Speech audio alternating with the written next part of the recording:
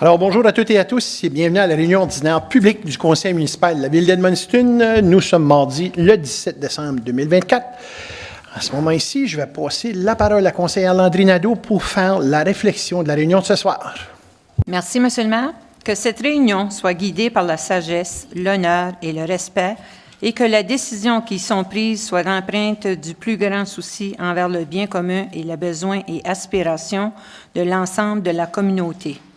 May wisdom, honor, and respect guide this meeting, and may the decision be taken for the greater good of all citizens and the needs of and aspiration of the entire community. Merci beaucoup. Donc, comme à chaque réunion du conseil municipal, nous faisons la reconnaissance d'une de nos étoiles communautaires et vous la voyez à l'écran. La reconnaissance du conseil municipal pour le mois de décembre 2024 est la constable Tonya Roussel de la force policière d'Edmundston, policière communautaire. Donc, pour le mois de décembre, le conseil municipal a décidé de reconnaître une personne de l'organisation sans qui le temps des fêtes ne serait pas aussi festif pour certaines familles. Responsable de la campagne de l'Arbre du partage des policiers d'Edmundston, la policière communautaire Tonya Roussel, avec l'aide de ses collègues et de nombreux bénévoles, ont offert des jouets et des denrées à plus d'une centaine de familles et 250 enfants de notre communauté cette année. Tonya Roussel s'est jointe à la force policière d'Edmundston en 2006. En janvier 2023, elle obtenait le poste de policière communautaire et son impact a été immédiatement senti. Elle chapeaute plusieurs comités et programmes communautaires, dont le rodéo de vélo, le projet XOX, la vélo patrouille et bien sûr la campagne de l'Arbre du partage. Elle assure aussi une présence lors des nombreuses activités de la municipalité, en plus de faire la prévention et de la sensibilisation dans les écoles de la région. Récemment, Tonya a été reconnue lors du Gala des femmes de l'Atlantique dans les forces de l'ordre. Donc, Constable Roussel s'est vu décerner le prix dans la catégorie Service communautaire 2024 parmi toutes ses collègues en Atlantique. Une reconnaissance pour son implication et son dévouement au sein de la communauté en tant que policière. Alors, le Conseil tient et souhaite reconnaître le travail extraordinaire de Constable Roussel, dont les efforts constants apportent beaucoup aux gens de notre communauté. Bravo, Tonya, et bonne continuité. On peut lui donner une bonne main d'applaudissements.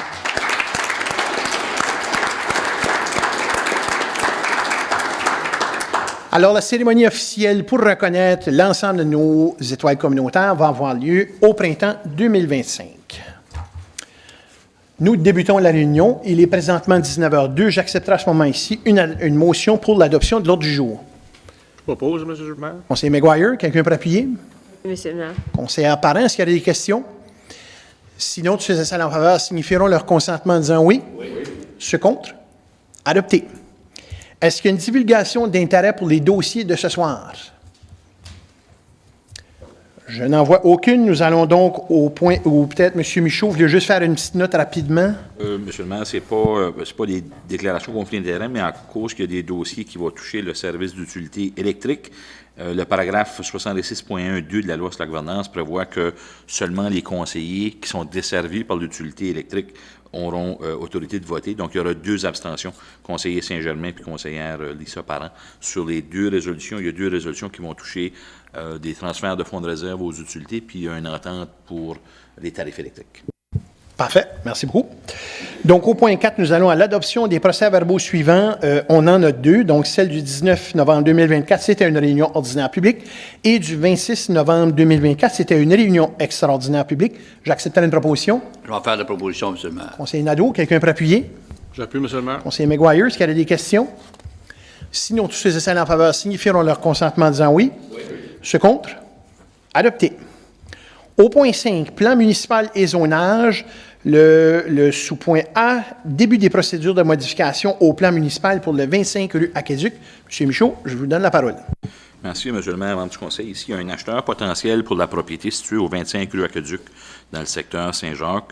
Les propriétés en question, on parle des numéros de nid 35 15 68 92, 35 25 35 74, 35 30 16 05 et 35 29 76 05, dans le but d'y installer une entreprise de fabrication et de soudure à l'intérieur du bâtiment principal. La propriété est désignée au plan municipal comme une desserte commerciale sous l'arrêté du plan municipal. Pour permettre d'envisager l'usage potentiel, il est recommandé d'entamer les procédures de changement de la désignation en vertu de la loi sur l'urbanisme pour considérer changer l'affectation en complexe industriel. Ici, on parle de débuter le processus qui va nous permettre d'entamer les consultations publiques pour voir s'il y a des modalités pour considérer ce changement-là. Merci beaucoup. Donc, à ce moment-ci, j'accepterai une proposition sur la résolution d'entreprendre les premières modifications. Je vais proposer, Monsieur le maire. Conseillère Landry-Nadeau, allez-y. Je propose que le conseil municipal considère une modification au plan d'aménagement municipal d'Edmundston sur la propriété identifiée par les NID 3515 68 92, 3525 35 74, 3530 16 05, 3529 76 05 est situé au 25 rue Aquaduc à Edmundston, afin de permettre une transaction immobilière et l'implantation d'une nouvelle entreprise. Il a résolu que la modification proposée soit présentée au public le 28 janvier 2025 pendant la réunion ordinaire publique du Conseil municipal d'Edmundston qui se tiendra au Centre des Arts à compter de 19 h et que le greffier se charge au nom et pour le compte du Conseil de faire publier l'avis public prescrit par le paragraphe 25.1 de la loi sur l'urbanisme, indiquant l'intention du Conseil municipal, la date et le lieu de la présentation publique et que les oppositions ou commentaires au projet proposé pourront être présentés au Conseil municipal dans les 30 jours de la date de la présentation publique en les faisant parvenir au bureau du greffier municipal. Merci beaucoup. Quelqu'un peut appuyer? J'appuie, Monsieur le maire. Conseillère Parent, est-ce qu'il y a des questions? Sinon, tous ces essais en faveur signifieront leur consentement en disant oui. Oui. Ceux contre? Adopté. Au point 6, au niveau des arrêtés municipaux, le sous-point A, le 5-X, fermeture d'une partie du boulevard Monseigneur Numa-Pichette.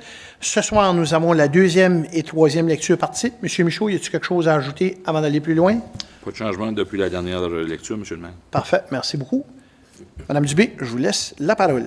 Merci, Monsieur le maire. Arrêté municipal numéro 5X, arrêté municipal d'Edmundston, portant sur la fermeture d'une partie du boulevard Monseigneur Numa-Pichette, annexe A, c'était la deuxième lecture par titre.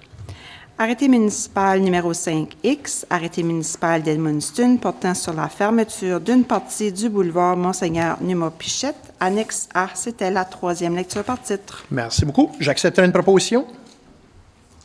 Proposé, Monsieur le maire. Conseiller Parent. Je propose que l'arrêté municipal numéro 5-X, intitulé Arrêté municipal d'Edmundston portant sur la fermeture d'une partie du boulevard Numa-Pichette, soit adopté. Merci beaucoup. Quelqu'un peut appuyer? J'appuie, Monsieur le maire. Conseillère Powers, est-ce qu'il y a des questions? Sinon, tous ces essais en faveur signifieront leur consentement en disant oui. Oui. Ceux contre? Adopté. Au point 6B, le 25-02, c'est une modification à l'arrêté sur les taxis. Monsieur Michaud, je vous demanderai de faire un petit sommaire de cette modification. Merci, M. le maire, membre du Conseil. Ici, c'est une recommandation qui est d'apporter une exemption à l'arrêté sur les taxis. L'arrêté sur les taxis prévoit que transporter un passager contre rémunération est une entreprise de taxi. C'est la façon qu'on définit une entreprise de taxi dans l'arrêté. On rappellera aux membres du Conseil que la Commission des services régionaux du Nord-Ouest a annoncé en novembre dernier le début du service de transport en commun qui va relier la région d'Edmundston, la Première Nation Malécite et du Haut-Madawaska. La CSR demande une exemption à l'arrêté parce qu'il va y avoir du transport de passagers contre rémunération. Donc, on veut les exclure de l'application de l'arrêté. Il y a plein d'autres règlements qui vont s'appliquer, dont les règlements provinciaux sur le transport, mais il n'y aura pas d'exigence d'avoir une incorporation en vertu de l'arrêté sur le taxi de la municipalité d'Edmundston. Donc ici, c'est un arrêté pour exempter la CSRNO du transport en commun de l'application de l'arrêté. Merci beaucoup. Donc, on en fait ce soir la première lecture. Madame Dubé, je vous laisse la parole. Merci, Monsieur le maire. Arrêté municipal numéro 25-02, arrêté modifiant l'arrêté municipal d'Edmundston réglementant les taxis, en vertu des pouvoirs que lui confère l'alinéa 10.1G de la loi sur la gouvernance locale LNB 2017, chapitre 18. Le conseil municipal d'Edmundston adopte ce qui suit. 1. L'article suivant est ajouté à la partie exclusion.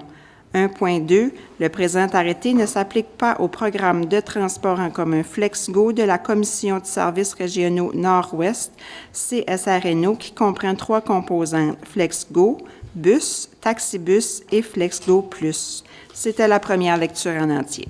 Merci beaucoup. Donc, les 2 prochaines lectures vont avoir lieu en janvier prochain.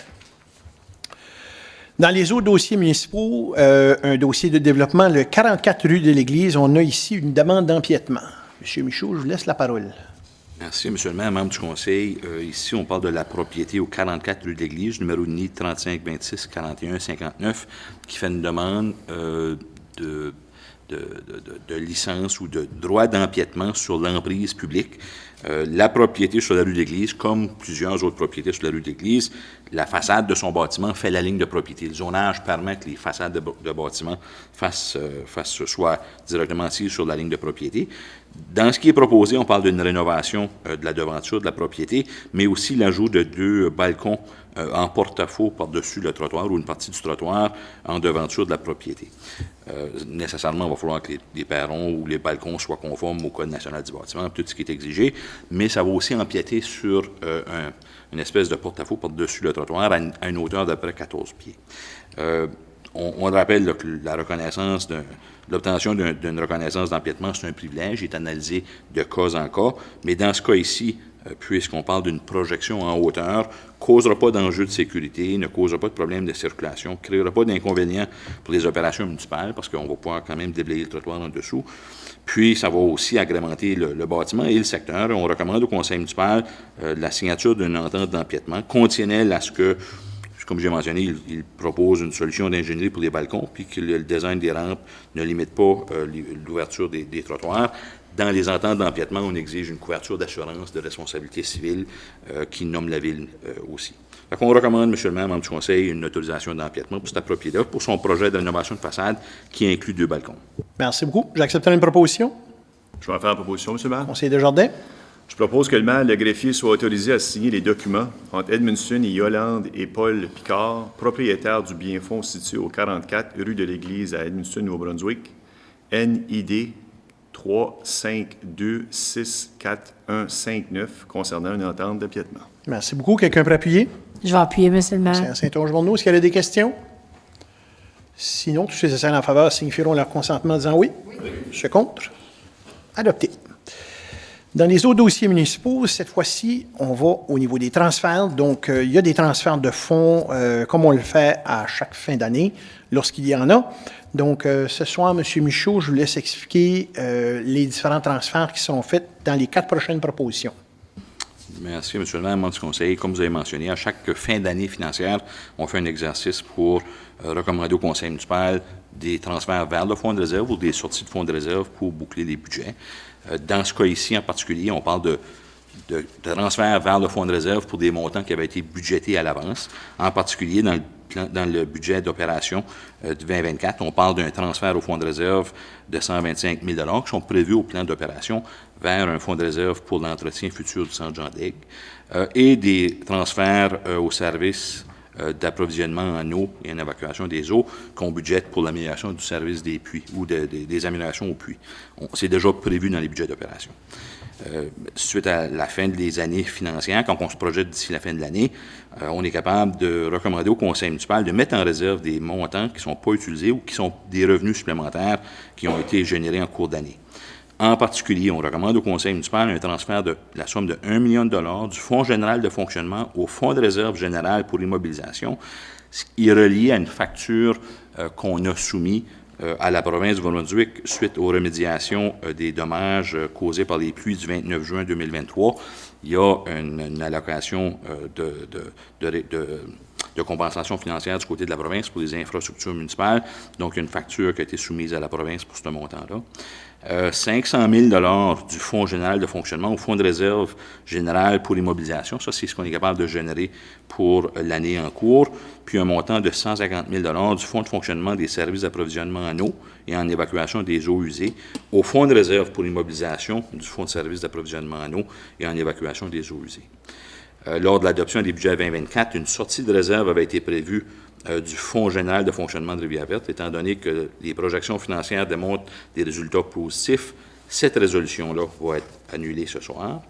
Puis, aussi, au cours d'année, le Conseil va adopter une sortie du Fonds de réserve pour le remplacement d'un transformateur pour l'utilité électrique. Cette résolution peut être annulée, étant donné qu'elle devra être repoussée au moins à repoussée en 2025 ou plus tard, basée sur la réalisation de ce projet-là qui va se faire sur plus d'années.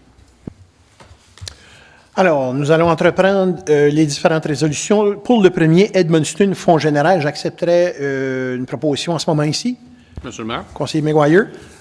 Donc, je propose que le trésorier et son adjoint soient autorisés à effectuer un transfert d'un montant de 1 625 000 $ provenant du Fonds général de fonctionnement au Fonds de réserve générale en immobilisation. Merci. Quelqu'un peut appuyer? J'appuie, Monsieur le maire. Conseillère Bélanger-Nadeau, est-ce qu'il y a des questions?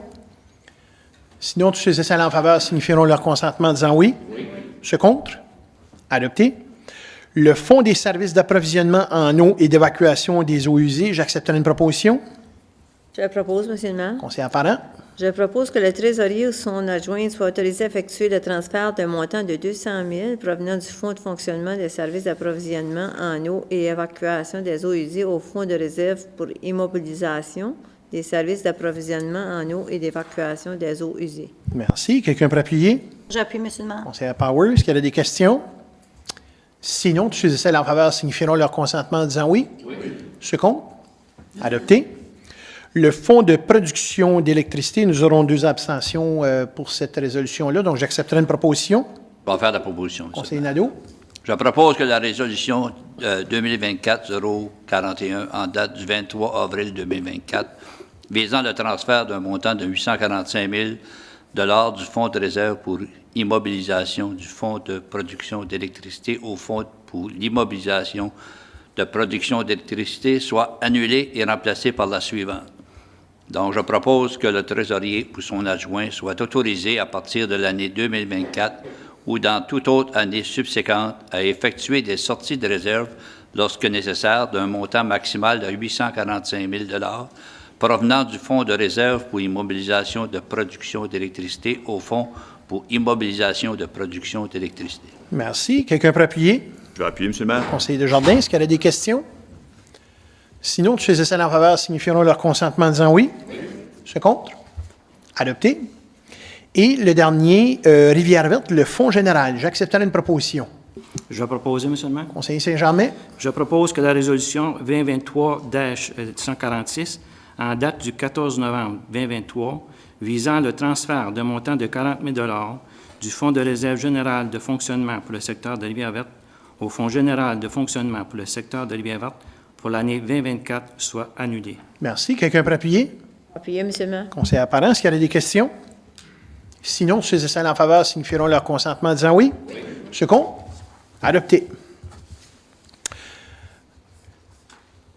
Toujours dans les autres dossiers municipaux, le prochain point, c'est l'entente du gouvernement du Nouveau-Brunswick sur le programme de remise de 10 donc de GNB sur la facture d'électricité.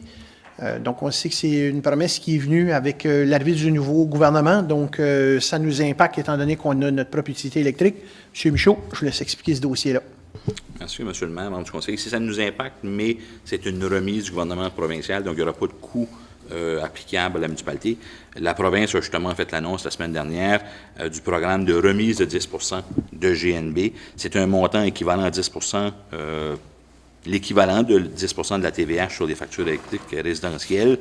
Le rabais sera en vigueur à compter du 1er janvier 2025, va s'appliquer à Edmundston autant que Énergie Saint-Jean, Perth Andover Energy puis Énergie Nouveau-Brunswick. La date limite de celui-ci n'est pas connue. C'est un programme qui commence le 1er janvier, mais il n'y a pas de date de fin qui est connue. Puis les critères d'éligibilité du programme du gouvernement provincial s'appliquent, c'est-à-dire que c'est des secteurs, c'est des propriétés résidentielles seulement qui payent la TVH. Étant donné qu'Edmundston possède son propre service de production électrique puis de distribution électrique, la municipalité doit signer une entente avec le gouvernement provincial identifiant les responsabilités de la municipalité en lien avec l'administration du rabais et les responsabilités du gouvernement provincial, dont le remboursement des frais d'implantation et d'allocation des frais administratifs. d'un dépliant fourni par la province sera inséré dans les prochaines factures électriques avec les modalités du programme. La prochaine facture électrique ou les prochaines à partir de janvier devraient recevoir le rabais qui sera appliqué directement sur la facturation. Comme j'ai mentionné, c'est un programme provincial qui n'a pas de coût pour la municipalité, mais il faut gérer un programme provincial. Merci beaucoup. J'accepte une proposition. Je vais proposer, M. le maire. Conseiller Morneau, vous pouvez y aller. Alors, je propose que le maire et le greffier soient autorisés à signer l'entente entre Edmundston et Sa Majesté le roi du chef de la province du Nouveau-Brunswick concernant une entente d'administration du programme remise de 10 % de GNB. Merci. Quelqu'un veut appuyer? Je vais appuyer, M. le maire. Conseiller Powers, est-ce qu'il y a des questions? Sinon, tous ceux et celles en faveur signifieront leur consentement en disant oui. Ceux contre? Adopté. Et du même coup, je lève l'embargo sur un communiqué de presse. Donc, les clients résidentiels d'Énergie Edmundston recevront une remise de 10 % sur la facture électrique dès janvier. Excusez. Le prochain point au niveau de la force policière, c'est une entente avec la force policière de Grand-Sault sur la répartition des appels. Monsieur Michaud, je vous laisse la parole. Merci, M. le maire. Ici, c'est une entente entre la ville d'Edmundston et son centre de communication 911 et la ville de Grand-Sault puis sa force policière municipale. C'est pour la répartition des appels. C'est pas la réponse aux appels 911, ça c'est déjà fait par notre centre de communication, mais c'est la répartition des appels à la force policière de Grand-Sault. L'entente est venue à échéance en 2024. Étant donné qu'on est en pleine réforme des territoires des forces policières, puis de l'évaluation des besoins du centre de communication, il est recommandé de renouveler l'entente pour une période d'une année seulement, qui est renouvelable annuellement. Puis on sait qu'il s'en vient des gros changements au niveau des centres de communication pour la province, c'est qu'on ne veut pas aller trop loin avant de savoir c'est quoi ça va impliquer de façon générale, pas juste pour Edmundston, mais pas tous les centres de communication. Le taux demeure le même avec un ajustement basé sur l'assiette fiscale desservie par la force policière de Grand-Sault, puis les autres conditions restent les mêmes. C'est le même coût pour la répartition des appels pour la force policière que sur l'assiette fiscale que ça représente pour les citoyens d'Edmundston. Puis c'est une bonne entente là, pour les deux parties en général. Merci. J'accepterai une proposition. Je vais proposer, M. le maire. Conseillère Bélanger-Nadeau. Je propose que le maire et le greffier soient autorisés à signer l'entente entre Edmundston et Grand-Sault, Grand Falls, concernant le service de répartition des appels de la force policière de Grand-Sault pour une période d'une année. Merci. Quelqu'un peut appuyer? Je vais appuyer, M. le maire. Conseillère Landry-Nadeau, est-ce qu'il y a des questions? Sinon, tous ceux et celles en faveur signifieront leur consentement en disant oui. Oui. Ceux contre? Adopté. Toujours dans les autres dossiers municipaux, dans la rubrique législatif, on a un bail avec la CSRNO pour un espace de stationnement tout près du bureau de la force policière d'Edmundston. M. Michaud, je vous laisse expliquer le dossier. Merci, M. le maire, membre du conseil. Ici, à même les propriétés sur lesquelles le poste de police de la force, le poste de la force policière d'Edmundston se retrouve.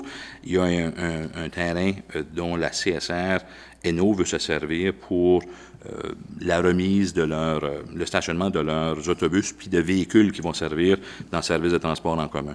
On a mentionné tantôt, c'est un service qui devrait être mis en place à partir de février, puis on a besoin d'un espace qui ne sera pas nécessairement à l'intérieur, c'est vraiment du parking extérieur, puis l'extrémité nord-est du stationnement du poste de police servirait à ça. Il a déjà été aménagé. C'est pas la partie asphaltée, c'est la partie qui est en gravelle. On parle de l'aménagement d'espace pour les autobus, mais aussi les véhicules qui vont servir dans le cadre du transport en commun, mais aussi l'installation d'une borne de recharge pour un des véhicules qui est hybride. L'entretien, l'aménagement du terrain, puis l'aménagement des bornes, c'est aux frais de la CSR. L'entretien de l'espace est déjà fait par la municipalité. C'est une entente pour une durée d'une année, sans coût pour les deux parties. Puis il est recommandé de signer un bail d'une période d'une année, avec une période de mise de préavis de 80 jours, advenant qu'il y aurait un besoin pour la propriété. Donc, on recommande au conseil la signature d'un bail d'un an. Merci. Quelqu'un pour en faire la proposition? Je vais proposer, M. le maire. Conseillère Saint-Onge-Morneau.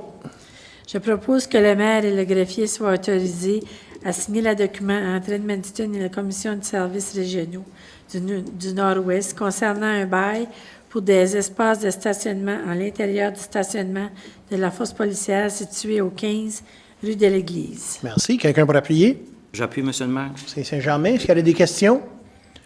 Sinon, tous ceux et celles en faveur signifieront leur consentement en disant oui. Oui. Ceux contre? Adopté.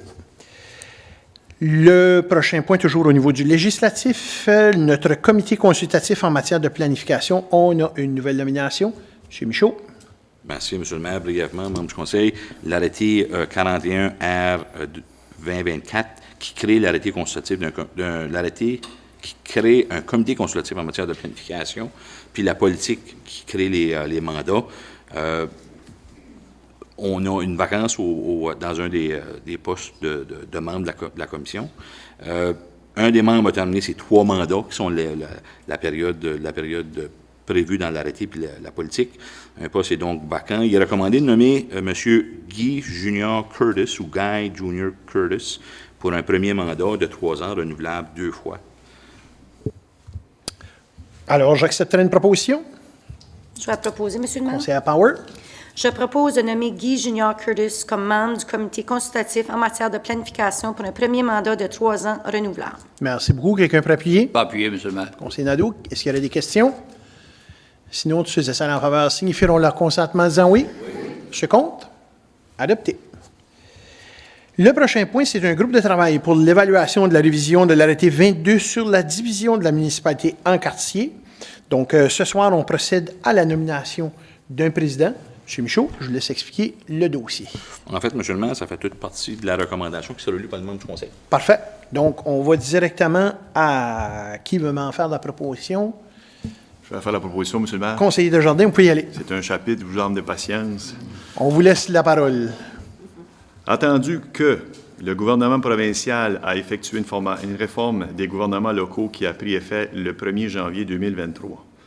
Attendu que, par cette réforme, le nombre de quartiers électoraux à Edmundston est passé de 4 à 5 et que le nombre de membres du conseil municipal est passé de 8 conseillers et conseillères à 10 conseillers et conseillères et 1 ou une maire. Attendu qu'il y a eu l'ajout du quartier 5 représentant l'ancienne municipalité de Rivière-Verte. Attendu qu'il y a un déséquilibre du nombre de citoyens et de citoyennes par quartier et de la représentativité par conseillers et conseillères. Qu'il soit résolu qu'un comité ad hoc soit créé pour évaluer la révision de l'arrêté 22 portant sur la division de la municipalité d'Edmundston en quartier et la composition du conseil municipal et apporter des recommandations au conseil municipal sur le découpage de la municipalité en quartier et le mode de représentativité des conseillères et conseillers. Qu'il soit résolu que M. Georges Pérus soit nommé président de ce comité ad hoc et qu'il se crée un comité représentatif et inclusif d'au moins 3 personnes d'Edmundston. Qu'il soit résolu que ce comité ne comporte aucun membre actif du conseil municipal, ni aucun employé actif, mais que le comité puisse avoir recours au personnel municipal pour l'appuyer avec la logistique, la recherche de données, la compilation et la rédaction du rapport final. Qu'il soit également résolu que le comité considère les éléments suivants dans son processus: la tenue d'une consultation publique, les tendances démographiques, l'emplacement des infrastructures et centres d'intérêt, le mode de représentativité, conseillers généraux versus par quartier, puis qu'il soit finalement résolu qu'un avis soit envoyé au ministre des gouvernements locaux pour l'informer de l'intention du Conseil de réviser, avant les prochaines élections municipales, son arrêté portant sur la division de la municipalité d'Edmundston en quartier et la composition du conseil municipal. Merci beaucoup. Quelqu'un pour seconder? Je vais seconder ça, moi, M. le maire. Conseiller Morneau, merci beaucoup. Est-ce qu'il y a des questions? Sinon, tous ces essais en faveur signifieront leur consentement en disant oui. Ceux contre? Adopté. On a également Monsieur le juge à la retraite, M. Pérus, qui est avec nous autres. Donc, merci beaucoup, M. Pérus, pour entreprendre. Oui, puis on va vous donner une bonne main d'applaudissement parce qu'on sait que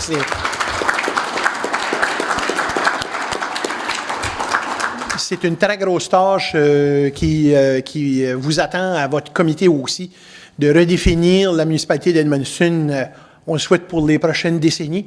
Donc, on attend avec impatience les résultats de votre rapport pour qu'ensuite le conseil municipal puisse les voter et les mettre en place. Donc, je lève en même temps l'embargo sur le communiqué. Donc, le juge à la retraite, Georges Pérus, va présider le comité visant la révision des quartiers électoraux à Edmundston. Le prochain point, toujours au niveau législatif, nous sommes dans le dernier droit, dans le dernier 18 mois de ce conseil municipal. Donc, de par nos arrêtés municipaux, ce soir, nous faisons la nomination d'un nouveau maire suppléant ou mairesse suppléante. Donc, à ce moment ici, j'accepterai une proposition. Je vais proposer, Monsieur le maire. Conseillère Landry-Nadeau, vous pouvez y aller. Juste avant, félicitations, Madame conseillère Power, pour votre belle année et demie passée en tant que mairesse suppléante. Bravo pour votre beau travail. Alors, à ce moment, je propose que, conformément à l'article 4 de l'arrêté procédural du Conseil municipal d'Edmundston, numéro 1R 2023, le conseiller Aldeo Nadeau soit élu maire suppléant d'Edmundston pour un mandat se terminant à la fin du terme du présent conseil, soit en mai 2026. Merci. Quelqu'un pour appuyer? Appuyez, Monsieur le maire. Conseillère Saint-Onge-Morneau, est-ce qu'il y a des questions? Monsieur Nadeau? Non, pas de questions. Tous ceux qui sont en faveur signifieront leur consentement en disant oui. Oui. Second? Adopté. Félicitations. Et je tiens aussi à remercier personnellement conseillère Power, 1 an et demi à avoir appris le rôle de mairesse suppléante. On ne le voit pas tant qu'on ne le fait pas, puis très content d'avoir eu la chance de travailler de très très près avec toi. Donc, merci beaucoup. Félicitations à toutes les deux.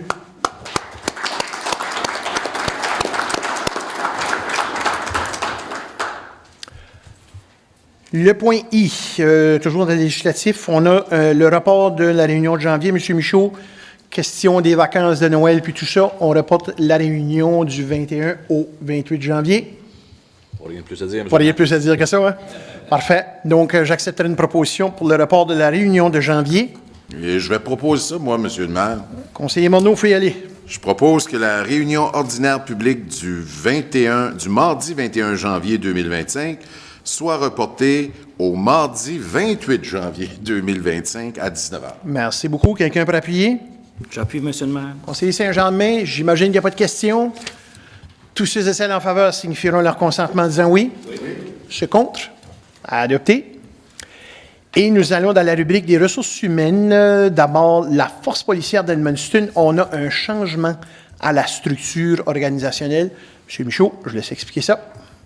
Merci, Monsieur le maire. On vient recommander, en fait, de revoir l'ajout d'un poste qui a déjà existé dans la structure auparavant. Une évaluation des besoins a été faite surtout au niveau de la force policière, mais en particulier au niveau du centre de prise d'appel, du centre de communication 911. On recommande au Conseil d'ajouter un poste cadre de coordonnateur du centre de communication qui comprend aussi les fonctions d'agent de mise en application des arrêtés et de coordonnateur ou coordonnatrice des mesures d'urgence qui va venir en remplacement à notre directeur des mesures d'urgence en prévision d'une relève éventuelle. Le budget de fonctionnement 2025 a été prévu en fonction de ce changement-là. Donc, on recommande au Conseil municipal une révision de la structure de la force policière. Merci beaucoup. J'accepte une proposition. Je vais proposer, Monsieur le maire. Conseiller Power. Je propose que la structure organisationnelle de la force policière d'Edmundston soit adoptée telle qu'elle a été présentée. Merci. Quelqu'un pour appuyer? J'appuie, Monsieur le maire. Conseillère Bélanger-Nadeau, est-ce qu'il y a des questions? Sinon, tous ceux et celles en faveur signifieront leur consentement en disant oui. Oui. Second? Adopté. Et le point K, une entente collective avec le Syndicat canadien de la fonction publique, section locale 60. M. Michaud, je vous laisse expliquer le dossier. Merci, Monsieur le maire, membre du Conseil. Ici, on parle de la section locale 60 du Syndicat canadien de la fonction publique, du syndicat du compte général, si on veut, de l'ensemble des employés qui inclut travaux publics, loisirs, services d'énergie, une partie des services administratifs en particulier. L'entente entre les deux parties prenait fin le 31 décembre 2023. Les négociations qui ont débuté au début de l'année 2024 ont mené les parties à une entente de principe.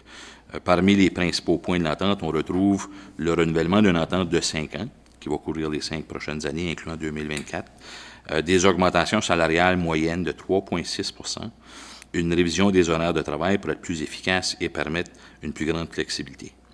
La signature de l'entente est recommandée, a été recommandée aux employés, puis est recommandée à la partie patronale.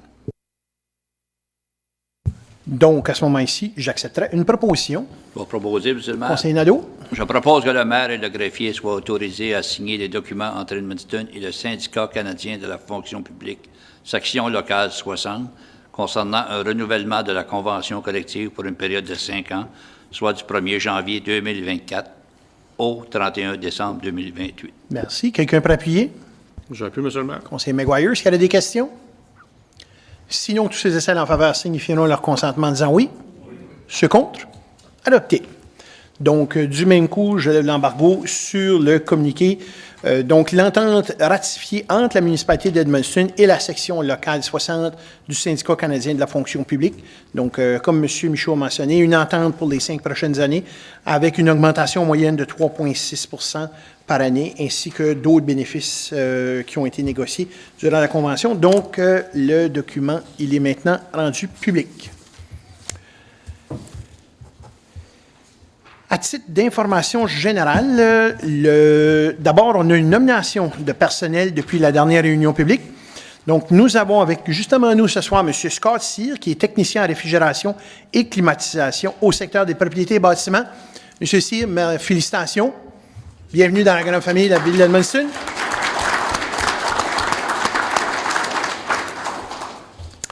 Et comme nous l'avons mentionné tout à l'heure, la prochaine réunion ordinaire publique va avoir lieu le mardi 28 janvier 2025.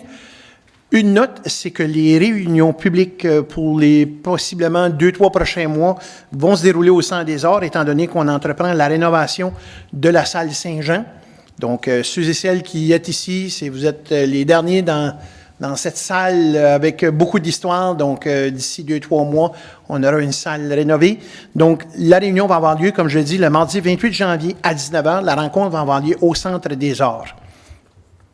Le résumé des dépenses encourues pour les membres du Conseil pour novembre 2024, il est à l'écran. Il est aussi disponible ici même à l'Hôtel de Ville. Du 16 novembre au 31 décembre, l'Hôtel de Ville est illuminé à l'occasion de la grande virée des fêtes au centre-ville. Et ce soir, nous accueillons Mme Isabelle Laplante, coordonnatrice principale au développement économique et logement. Donc, Mme Laplante vient nous parler du programme d'accélération au logement. C'est une grande mise à jour parce qu'on sait qu'il s'en est passé des choses depuis avril, là, depuis les premières annonces du gouvernement fédéral. Puis, justement, d'autres éléments très intéressants qui sont apparus la semaine passée. Donc, Mme Laplante, je vous laisse la parole. Merci beaucoup, Monsieur le maire, membre du conseil public. Donc, ça me fait plaisir d'être ici aujourd'hui pour venir vous donner une mise à jour de l'ensemble des initiatives qui ont été réalisées, qui sont en cours pour la question du logement. Donc, le temps passe vite. C'est déjà une première année là, qui arrive à sa fin là, à travers nos initiatives. Donc, c'est vraiment l'occasion de faire le point là-dessus. Donc, c'est un rappel des objectifs qui sont tout d'abord rattachés au financement de la SCHL. Donc, on a reçu les 4 millions qu'on a reçus du fédéral. Donc, avec tout ça, on rattache un nombre d'unités de 220 unités de logement d'ici les 3 prochaines années et dans lesquelles on retrouvera au moins 14,45% d'unités de logements abordables. Donc, ça, c'est les grands objectifs là, qu'on vise. En termes d'objectifs, justement, de 220 unités qu'on doit créer, les années à SCHL, là, pour nous, là, elle va se terminer le 31 janvier 2025. Donc, on fonctionne là, du 1er février au 31 janvier. Et pour cette première année-là, on avait comme objectif 40 unités. Et on voit à l'écran là, qu'il y en a déjà 38 qui ont trouvé, pour lesquels des permis de construction ont été émis au courant de l'année. Donc, 38 sur 40 qui était l'année 1. C'est normal là, qu'il y ait une progression. Il y aura davantage d'unités dans l'année 2 et dans l'année 3. Mais donc, on maintient le cap là, de ce côté-là. Donc, en termes d'état d'avancement des initiatives de la SCHL qui est rattachée à notre financement, bien, est-ce qu'on est à l'intérieur des délais prévus? Oui. Est-ce que la SCHL est satisfaite de notre progrès? Oui, également. Et quel est l'état d'avancement de nos initiatives? De façon générale, on peut vous dire qu'on est à 78% de réalisation là, de ces initiatives-là. Parce que quand on a signé une entente avec la SCHL, on a pris des engagements envers eux. On a pris des engagements de mettre en place des initiatives qui allaient venir accélérer la construction de logements au cours des prochaines années, mais aussi à plus long terme. Donc ça faisait partie du cadre du programme. Nous, c'est 8 engagements qu'on a pris avec eux. La première, c'était de bonifier les pouvoirs du comité consultatif en matière de planification. Donc, c'était essentiellement de mettre en place des mécanismes qui allaient faciliter l'approbation et accélérer l'approbation de projets. Et ça s'est complété au courant de l'été dernier. Ensuite, on a pris un engagement de modifier notre arrêté de zonage pour favoriser la densification à l'intérieur des divers zonages municipaux. Ça également, ça a été fait. Ça permet aussi l'ajout d'unités d'habitation additionnelles aux propriétés des citoyens. Donc, il y a beaucoup d'éléments qui permettaient davantage de densification pour la création d'unités de logement à l'intérieur de cet arrêté de zonage-là aussi. Puis, la révision a été approuvée et enregistrée au niveau de la province. On a dit aussi à la SCHL qu'on voulait mettre en place puis rendre disponibles des plans d'immeubles types. Donc, c'est des plans de construction pour le bâtiment qu'on voit, dont on voit un exemple à l'écran, qui pourrait être, là, on voit un 5 sections, là, qui pourraient aller juste de 2 jusqu'à 6 en tout. Donc, on parle d'édifices de 4 à 12 logements. Donc, ça, c'est des plans que nous, on fait développer par la firme Savage Lapointe et qu'à partir de janvier, là, il va y avoir un catalogue disponible pour les gens qui voudraient construire ce bâtiment-là. Donc, on va pouvoir faire des sélections de configuration pour le bâtiment, puis obtenir les plans de construction pour ce bâtiment-là à très faible coût auprès de la municipalité. Donc, c'est une façon aussi d'accélérer le processus puis donner des outils à ceux qui n'ont peut-être pas l'occasion ou la chance d'avoir déjà accès à des ressources pour des plans de construction. On s'est également engagé à réviser notre processus de délivrance des permis de construction, suivre la tendance, aller vers une plateforme en ligne. Les citoyens vont toujours pouvoir continuer à venir nous voir pour faire leurs demandes, mais s'ils le souhaitent, ils vont aussi pouvoir le faire en ligne. La plateforme a été choisie, donc on a décidé de travailler avec l'outil qui s'appelle Cloud Permit. C'est une initiative qu'on doit avoir terminée pour le printemps prochain. Donc, tout de suite, on est en phase d'implantation. Donc, on travaille avec la compagnie retenue là, pour développer les spécificités de nos permis à nous, puis de mettre en place là, les éléments de zonage et tout ça, toutes les caractéristiques que nous, on a besoin. Mais c'est un processus et on est à 25% complété. Ce sera terminé probablement aux alentours d'avril. Au niveau de la SCHL, on a aussi pris l'engagement de se doter d'outils pour être en mesure de poser des actions stratégiques pour favoriser le logement. On a mis en place 2 nouvelles procédures de travail pour atteindre ces objectifs-là. La première, c'est une nouvelle procédure de travail sur l'acquisition et la vente de biens immobiliers. À différents moments dans une année, à différentes occasions, on peut avoir l'opportunité de faire soit l'achat ou la vente d'une propriété. Donc, on est venu ajouter des nouvelles composantes à cette procédure de travail-là pour prioriser le logement, en fait, à l'intérieur de cette procédure-là. Donc, quand on fait l'achat ou la vente d'un terrain, la caractéristique numéro 1 qui est évaluée, c'est est-ce que cette propriété-là s'apprête au logement. Donc, c'est la première. Ensuite, sinon, on peut l'utiliser à d'autres fins, mais ça vient prioriser le logement. L'autre chose aussi, on a créé une nouvelle ligne directrice administrative qui s'appelle la gestion des fonds de réserve de la municipalité.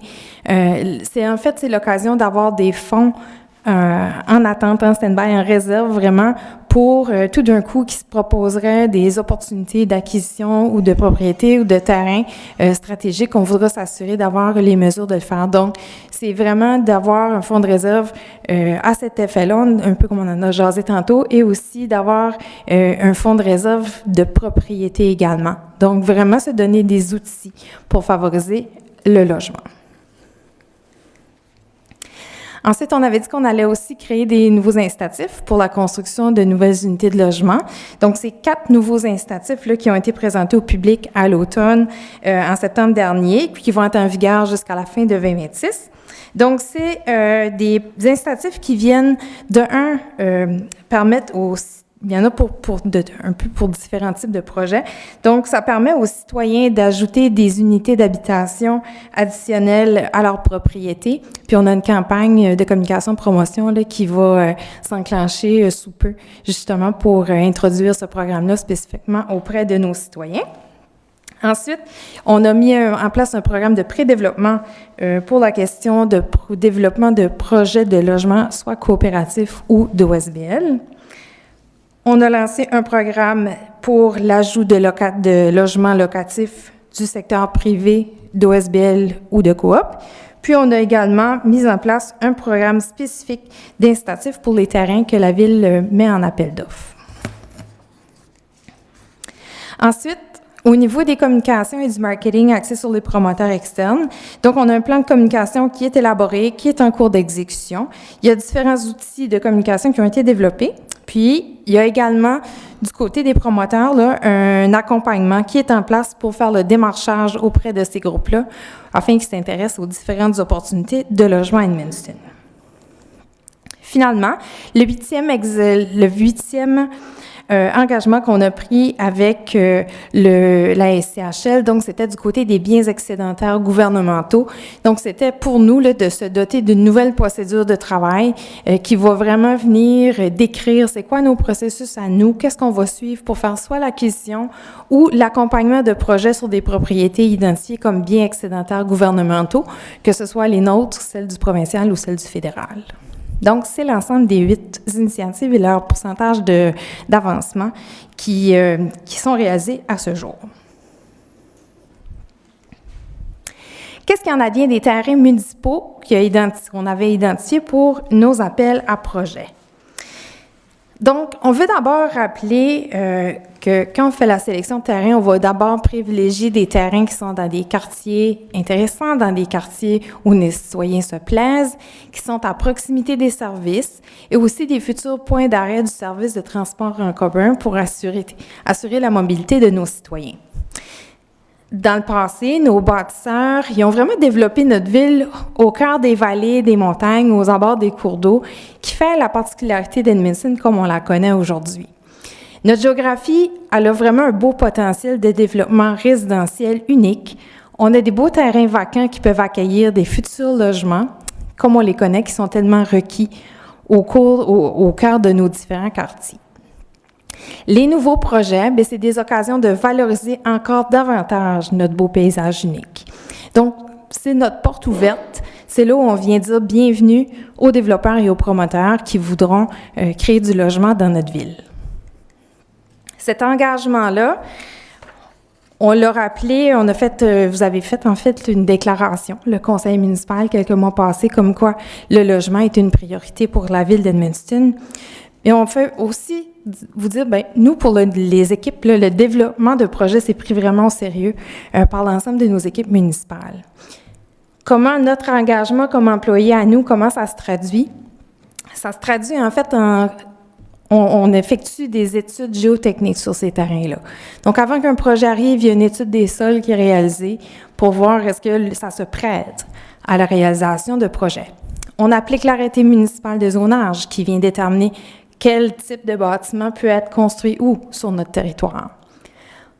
Il y a un contrôle des constructions, des rénovations qui se fait via l'arrêté municipal de construction. Donc, il y a des normes à suivre, donc on s'assure que ce soit suivi. Et on vient vraiment mettre en priorité le développement des zones qui sont déjà desservies par les infrastructures d'eau et d'égout. C'est important de venir rentabiliser toutes les infrastructures qu'on a comme municipalité. Il y a des choses, ce bout-là, on peut le faire avant le début des projets pour certaines choses, mais il y a des éléments pour lesquels on doit attendre de connaître la nature du projet pour pouvoir le faire avancer davantage. Puis, c'est le cas exactement des plans d'aménagement. Donc, quand on a un nouveau projet qui nous est présenté, on s'assure que les gens nous montrent qu'est-ce qu'ils vont mettre où sur le terrain, où il va être le bâtiment, le stationnement, les espaces verts, donc le gazonnement, tout ça. pardon. Donc, ils viennent nous expliquer ça. On leur demande aussi de nous proposer un plan de gestion des eaux de surface. Donc, pour tous les projets majeurs nouveaux. Donc, comment ça va, comment on gère ça, l'eau, des pluies, par rapport au stationnement, au bâtiment. Donc, c'est important qu'on ait de l'expertise sur ça pour s'assurer que le projet s'implante bien dans le milieu où il est proposé. Puis, de façon générale, on révise l'ensemble des bonnes pratiques qu'on met en place régulièrement pour s'assurer qu'on évolue correctement selon la réalité de notre ville. Donc ça, c'est comment nous, comme employés, on met en place cet engagement-là. Donc, spécifiquement, pour les terrains municipaux qui ont été présentés en appel à projet, donc c'est le 12 décembre dernier, jeudi la semaine passée, qu'on a fait l'ouverture de nos premiers appels à projet en termes de logement. Donc, c'est des résultats vraiment intéressants puis prometteurs, qu'on a reçus, qui viennent vraiment contribuer directement à l'atteinte de nos objectifs. Donc, plus spécifiquement, pour le boulevard Monseigneur-Nouma-Pichette, on est encore en train de finaliser les travaux d'infrastructure, donc le design des systèmes d'eau et d'égouts qui vont venir desservir ces terrains-là. On est en train de finaliser ça avec les firmes d'experts. Donc, dans les propositions qu'on a fermées le 12 décembre dernier, il y a 2 propositions qui sont à évaluer pour ce terrain-là. L'évaluation des propositions va se faire début de cette semaine, va se poursuivre en janvier. Donc, à la fin janvier, on devrait être bien en mesure d'annoncer nos projets gagnants. Et il y aura ensuite le transfert du terrain qui pourra se réaliser en février. Les travaux d'infrastructure dont on est en train de finaliser le design viendront au printemps. Puis, le début de la construction sera en 2025-2026, selon le projet retenu. Pour le terrain Isidore Boucher-Grondin, dans le quartier Saint-Jacques, donc là, les travaux d'infrastructure, ils sont complétés, ils ont été réalisés à l'automne. Et c'est une proposition qu'on a à évaluer de ce côté-là. Et on va suivre le même calendrier par rapport à l'analyse et à l'annonce du projet gagnant. 35-34e Avenue, pour celui-là, les travaux d'infrastructure sont complétés. Malheureusement, on n'a pas reçu de proposition à évaluer pour l'instant, mais on a des discussions là il y a quand même des gens qui ont de l'intérêt, donc on verra comment ça pourra se traduire dans un projet. Finalement, du côté Gagné-Zaitchik, on a également une proposition à évaluer. Ça suivra le même calendrier aussi. Et pour ce terrain-là, les travaux d'infrastructure se feront au printemps 2025, donc au dégel. C'est là où on va pouvoir réaliser cette portion-là des travaux. Pour la prochaine ronde des appels à projets, on parle d'ici le printemps 2025.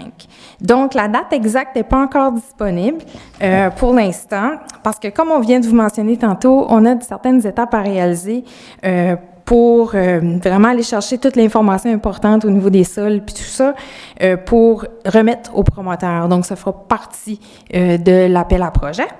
Mais, plus spécifiquement quand même, du côté de l'avenue Saint-Sacrement, on est tout de suite en train de faire les travaux d'infrastructure, le design des systèmes d'eau et d'égout et aussi une analyse des sols. Les prélèvements ont été faits, donc on attend les résultats finaux. Puis, donc, on va la présenter au printemps 2025 avec puis le zonage existant déjà pour cette parcelle-là. On parle d'un R3. Le projet qu'on va rechercher pour Saint-Sacrement, ce sera un projet entre 24 et 48 unités. On parlera de bâtiments de 2 à 4 étages. Ça pourrait être un bâtiment ou plus d'un bâtiment.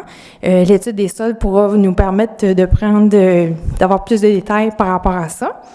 Et on parle également d'unités de logement abordables. Donc, il y aura un minimum de 15% des unités qui devront être abordables. Pour l'avenue La Boissonnière, là aussi, on est en train de faire les designs des systèmes d'eau et égouts et il y a des études de sol qui sont les analyses sont en train d'être terminées. C'est également une parcelle là, qui a un zonage R3. En termes de projet, on va chercher un 70 unités et plus. Ça peut être un projet par phase. Ça va il y a la possibilité de faire plus d'un bâtiment. Puis, on va chercher des bâtiments de 2 à 4 étages pour ce projet-là, avec toujours un minimum de 15 % des unités qui devront être abordables. Finalement, la troisième qui va être placée en appel à projet au printemps, c'est la parcelle du coin Canada de l'Église, donc directement en plein centre du centre-ville. De ce côté-là, il va y avoir des vérifications de sol à finaliser au moment de la démolition du bâtiment qui est présentement au 95 de l'Église. Et le zonage existant à ce moment-là, on parle de C1. Quel genre de projet on va chercher au centre-ville? On va chercher un projet de un seul bâtiment, un bâtiment de 5 étages ou plus, dont le premier étage, le rez-de-chaussée, sera commercial. On cherchera un minimum de 40 unités de logement et plus, et également le 15 % minimum d'unités abordables.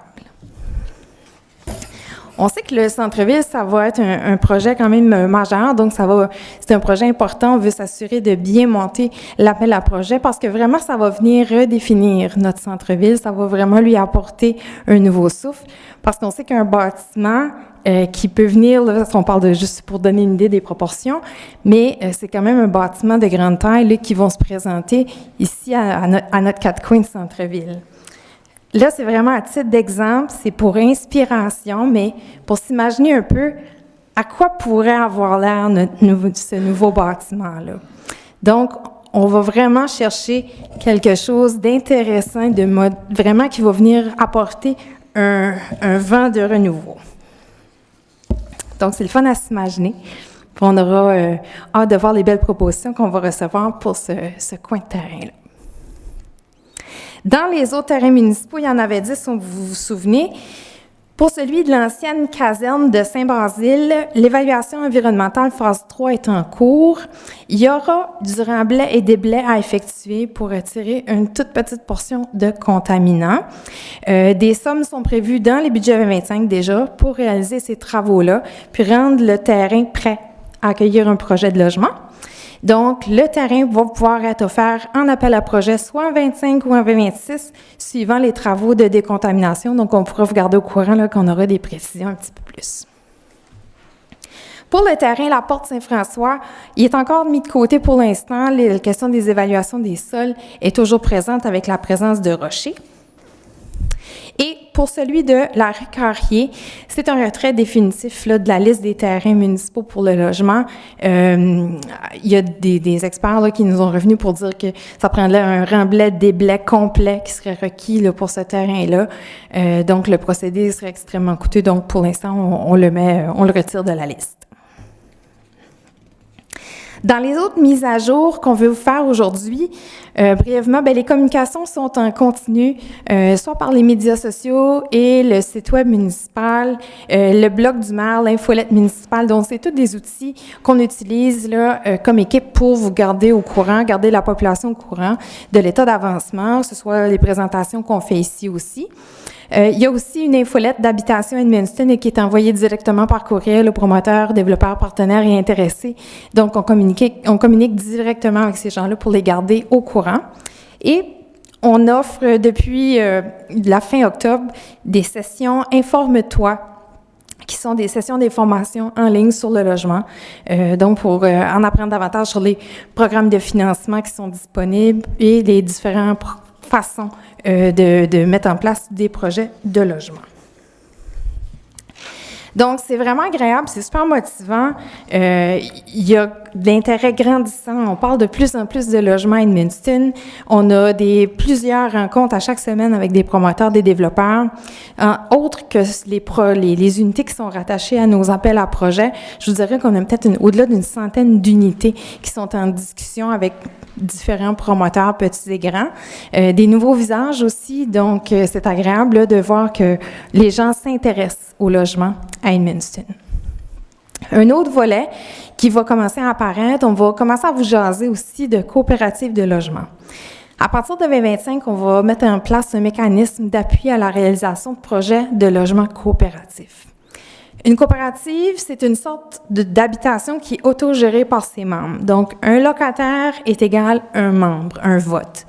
C'est des organisations sans but lucratif, dans le fond, là, qui permettent d'offrir des logements de qualité à un prix moindre. Les gens qui choisissent la vie de coopérative viennent choisir un mode de vie en communauté. On a rencontré des équipes du côté du Québec vraiment intéressantes, donc on aura la chance d'informer la population, aussi de venir offrir des sessions d'information pour en apprendre davantage sur le logement coopératif. Puis, ça va être une nouvelle façon d'offrir du logement à Edmundston. C'est pas quelque chose qu'on connaît beaucoup ici, mais c'est une excellente façon de sécuriser du logement abordable. C'est pour ça qu'on retient cette voie-là.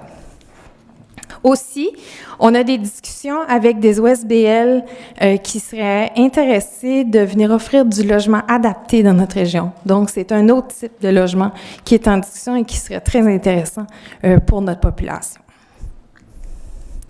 Donc, il y a eu beaucoup d'actions dans le dossier logement, puis il y en vient encore plus en 2025.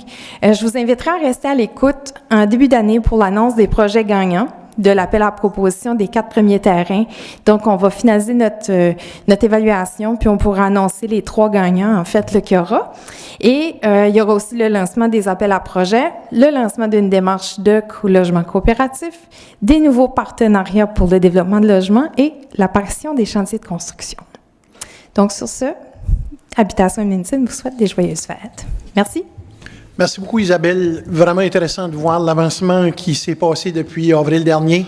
Et je tiens à faire la mention, ton dernier point, là, c'est celui, moi, qui vient me chercher le plus. Et l'apparition de chantiers de construction, on est plus près là que jamais on a été. Donc, vraiment content de voir l'avancement de tous ces projets-là. Du même coup, je lève l'embargo sur un communiqué de presse. Donc, les mesures adoptées par le conseil municipal pour accélérer la construction de logements commencent à porter fruit. Donc, le communiqué de presse est maintenant disponible. Alors, nous sommes rendus à la période des questions. Vous pouvez vous avancer au lutrin. Vous avez 10 minutes. Je vais vous demander de vous identifier et apporter le point que vous désirez apporter ce soir.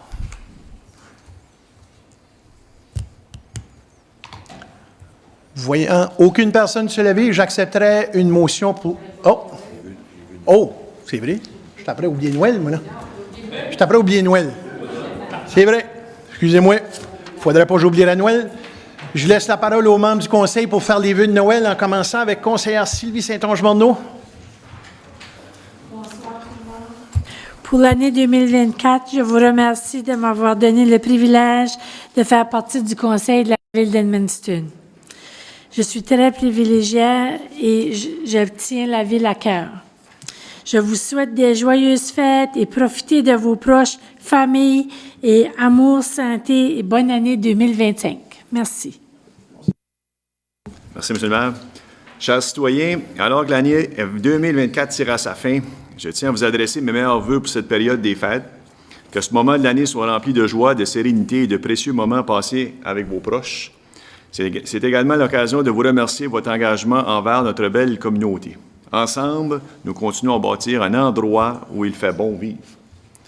Que l'année 2025 à venir soit porteuse de santé, de bonheur et de succès. Pour chacun d'entre vous, je vous souhaite de joyeuses fêtes de votre conseiller du quartier 2. Merci. Merci, conseiller Desjardins. Conseillère Bélanger-Nadeau. Merci, M. le maire. Je vais commencer par mon message en anglais. Christmas is not a date, but a state of mind. Let's savor every moment and nurture love around us. Let us open our hearts to welcome our differences.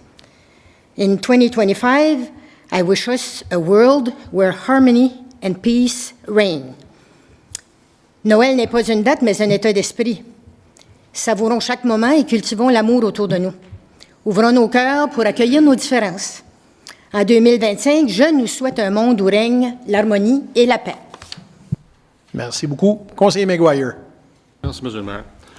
Donc, je vous souhaite mes meilleurs vœux pour le temps des fêtes et une excellente année 2025. I wish you all my best wishes for the holidays and a happy New Year 2025. Merci beaucoup. Conseiller Parent. Conseiller Parent, ton micro n'est pas fait. Ça marche. Chers concitoyens et concitoyennes, en cette période des fêtes, nous tenions à vous adresser au nom de l'ensemble de l'équipe municipale nos meilleurs vœux. Nous souhaitons à chacun d'entre vous des moments précieux passés en famille et avec vos proches remplis de joie, de chaleur et de bienveillance. Bonne année 2025, quartier 5. Merci beaucoup. Conseiller Saint-Germain. Merci, M. le maire. Profitez de ce temps des fêtes pour célébrer avec les vôtres et vous réjouir du temps passé ensemble. Que votre nouvelle année soit remplie d'espoir, de joie, de santé et de moments chaleureux en compagnie de vos proches. Joyeuses fêtes. Merci. Conseiller Power. Bonsoir, chers citoyens. En ce temps des fêtes, je tiens à vous souhaiter bonheur, harmonie et plaisir durant cette période de réjouissance, ainsi que pour la nouvelle année. Merci de votre confiance tout au long de l'année, quartier 4. Dear citizens, at this time of the year, I wish you joy, happiness, and harmony during this holiday season and throughout the coming year. Ward 4. Merci. Conseiller Morneau. Merci, Monsieur le maire. J'ai pas vraiment de texte, mais tout ce que je peux dire, c'est que je veux souhaiter de joyeuses fêtes à tous les citoyens et citoyennes de la belle ville d'Edmundston. Mais si vous pouvez, j'invite la population, nos citoyens, à donner généreusement à des organismes ou à des organisations dans le besoin, comme je pense beaucoup à Radeau, je pense beaucoup à, par exemple, à l'Escale, Madavik, des endroits comme ça. Vous avez un 2 5 je suis convaincu que ça pourrait aider ces gens-là à passer des belles fêtes. Alors, j'encourage tous les citoyens à faire ce geste-là et je vous souhaite à tous de joyeuses fêtes. Merci, conseiller Morneau. Conseillère Landry Nadeau. Merci, M. le maire. Alors, à vous tous, que votre nouvelle année vous apporte plein de grandes joies et de petits bonheurs. Que votre nouvelle année vous apporte des rires et des sourires. Que votre année soit remplie de bons défis et de réussites. N'oubliez surtout pas que vous portez votre propre passeport qui vous mènera vers votre propre bonheur. Alors, osez y croire. Je vous souhaite un joyeux Noël et la santé. Denise du quartier 2. Merci beaucoup, conseillère Landry Nadeau. Monsieur le maire suppléant. Tout à moi le dernier. Monsieur Nadeau. Non, tout dit. Non, bonsoir tout le monde. Mon épouse Linda et nos enfants, Marc, Catherine et Jean-Philippe, se joignent à moi pour vous souhaiter un joyeux temps des fêtes et une bonne et heureuse année 2025. Que cette nouvelle année soit remplie de bonheur, de joie, mais surtout de santé. J'aimerais qu'on ait une petite pensée spéciale à tous ceux-là qui vont être, ceux-là qui vont être tout seuls pendant le temps des fêtes. À mes collègues du conseil, membres de la direction et à tous les employés, je vous souhaite de joyeuses fêtes et une bonne année. Reposez-vous, surtout en avant. En finissant, soyez prudents et si vous consommez, appelez Nero, le taxi, un ami. Pas moi, parce que je ne fais pas de taxi. Merry Christmas and Happy New Year all. Thank you very much. Quartier 1. Merci beaucoup, conseiller Nadeau. Eh bien, écoutez, je termine en disant, premièrement, merci pour la confiance que vous accordez, non seulement à moi, mais aussi à mes collègues du conseil municipal. J'ai toujours dit qu'on forme une équipe extraordinaire. Puis, c'est une équipe qui continue à avancer et que vous voyez les avancements qu'on fait. Donc, 2024 tire à sa fin. C'est une année qui a été remplie de nouveautés. On l'a vu ce soir, quand Isabelle nous a présenté tout le dossier de logement. Je me souviens 2 ans passés, quand on commençait à parler de ça, c'était 40 000 pieds dans les airs. Là, on est à peu près à 10 000 pieds, je vous dirais. Puis bien vite, on va être directement les 2 pieds sur le sol pour faire avancer des dossiers comme ceux-là. Ceci étant dit, je tiens à mon nom personnel et au nom de ma propre famille et aussi au nom du conseil municipal à vous souhaiter une merveilleuse période des fêtes. Profitez de chaque moment en famille. La famille, c'est qu'est-ce qu'il y a de plus beau sur cette planète. Donc, je tiens à vous remercier et vous souhaiter une merveilleuse période des fêtes. Merci beaucoup. À ce moment ici, à moins qu'il y ait d'autres choses, j'accepterai une proposition pour la levée de l'Assemblée.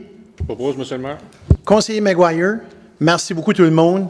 Joyeuses fêtes, bonne année 2025 et on se revoit au Centre des Arts pour la prochaine réunion publique en 2025. Merci beaucoup.